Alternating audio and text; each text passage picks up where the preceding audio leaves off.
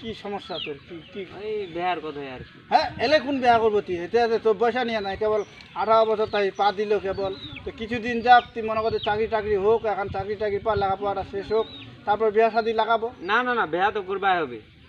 এলে বিয়া শাদি করাটা তো সম্ভব না বুঝবে না জমি টমি লাতি ভালো করে ভাগ গেলে বুঝবে না বইন টইন লাখ ডাকে মনে হয় কিছু টাকা পয়সা করে একটা পুঁজি কর যেন মনে করতে সংসারটা চালবা পাই ভালো মতো এরকম মনে করতে আগতে বা অথবা এখন চাকরি হোক কিনা তো কিছুদিনের মধ্যে এখন চাকরি হোক না বিয়া শাদি করে না দুইজন স্বামী স্ত্রী মিললে চাকরি হবে সমস্যা কি?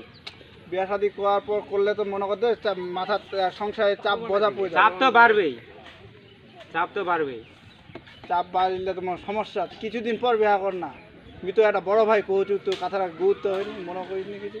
আচ্ছা দেখু চিন্তা ভাবনা করো তাই কি হচ্ছে না হচ্ছে দেখু তাই কি হচ্ছে দেখু না তাই বিয়া শাদি করবো পাবো নি মি যেটা করছো মি তোর বড় ভাই না মোর কথা তুই কেউ অমান্য করবো না তুই মানবা হবে মোর কথা বুঝা পাই না নাই নাইলে তো গ্রামের লোক খাপ কবে কবে আয় বড় ভাইরা কথা শুনে নি তাই তো তুষারের বিয়া বয়স হয়নি তাই এলে বিয়া শাদি লাখ কথা আছে এরকম এরকম সংসারটা তো তখন কাজে লাগে যাবে বুঝা পাই না নাই। হ্যাঁ হ্যাঁ কিছুদিন যাক তো এখন চাকরি বাকরি হোক চাকরি তো যোগাযোগ করছি দেখা যাক দিয়ে ইনশাল্লাহ চাকরি হজা না নাই বুঝে পাই না নাই।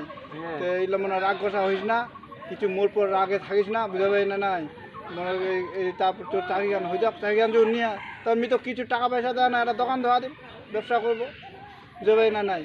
তারপর দেখে শুনে না না একটা ভালো চারটে দেখায় না চারটা মেয়ে দেখায় না তারপর তো আন বিয়া লাগা দিন সুন্দর চিন্তা আচ্ছা নেই। ঠিক আছে যেটা ভালো মনে হয় সেটাই করিস। আমি বইনলা কয়ে দেখো বইন দিরা বড় বইন আচ্ছা আচ্ছা ঠিক আছে অগ্রণী কিছুক্ষণ